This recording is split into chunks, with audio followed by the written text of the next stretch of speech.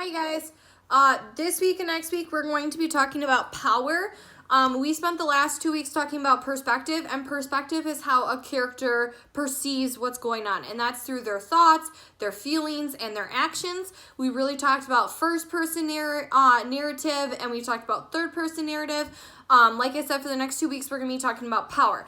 And you guys, I'm not talking about like witches and genies. I'm talking about control. Like asking yourself, who is in control of a situation? Who makes the rules? Who has the power? Who's the one that makes the decisions?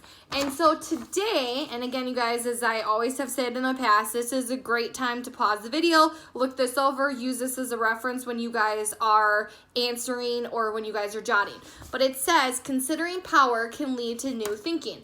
So when you guys are thinking about who's in control, that can lead to new thoughts. It can lead to new ideas. It can make you reflect on one of your previous thoughts and think about it differently. So here's a couple things.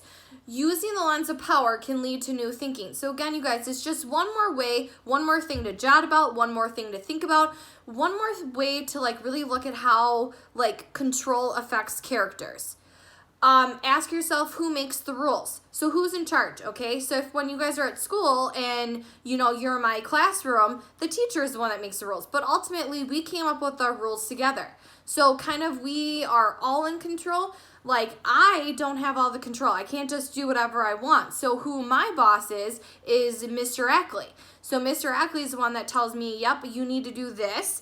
Well, guess what? Mr. Ackley has a boss, and Mr. Ackley's boss is Dr. Sarin, and Dr. Sarin is the superintendent. Well, guess what? Dr. Sarin even has a boss, and that is all of the parents, and that's the school board. And so then the school board tells him that, yep, you can do this, you can't do this. They work together to figure everything out. When you guys are at home, you guys, you know, have control over sometimes your younger siblings. Your older siblings might have control a little bit more than you. They might have a little bit more freedom.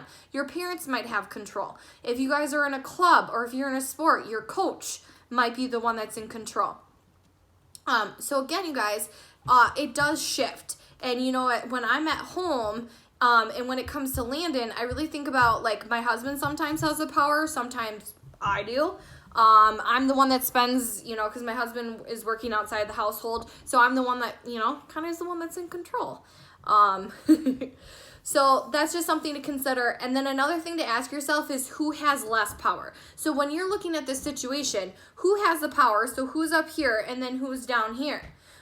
Is it level? So is it fair? Is the power up here and down here? If you guys think about like Number of the Stars, and we've all read that book, you guys had to remember Anne Marie was like down here and the Nazis were up here. The Nazis were the ones that were taking over all of these countries. They were putting in all these laws, but then the minute that they started having the secret society and people like Henrik and other people and Peter who would help others out, they were starting to get some more of the power, and we saw so much of this power shifting.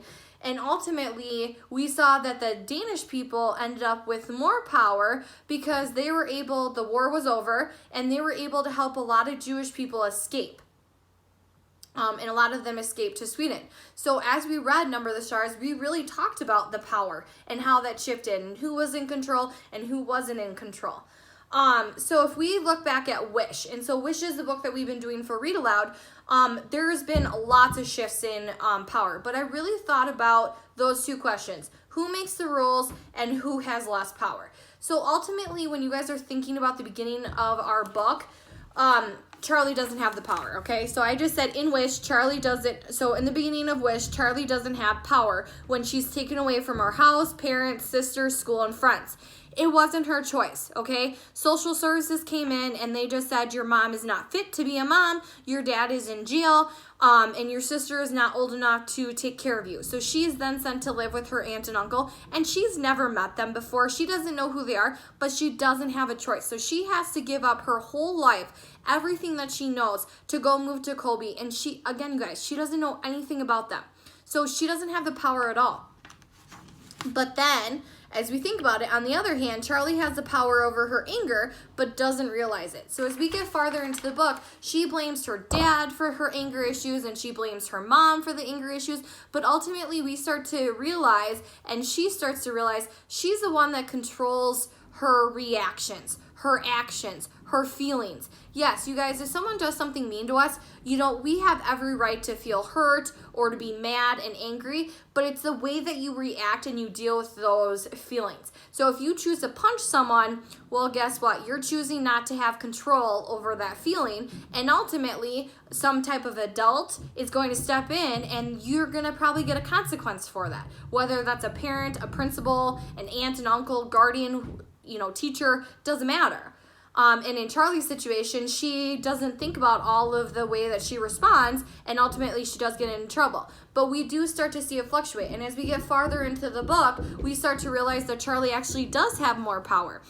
She actually has a choice to be happy or not be happy. She's making the choice to either to see the positive in a situation she has no control over. She has the right to, she has the power to make friends. But ultimately, she does have the power. Now, does the power shift? Of course. And we'll talk about that later. And that's something I want you guys to think about as we continue to read Wish. Goodbye.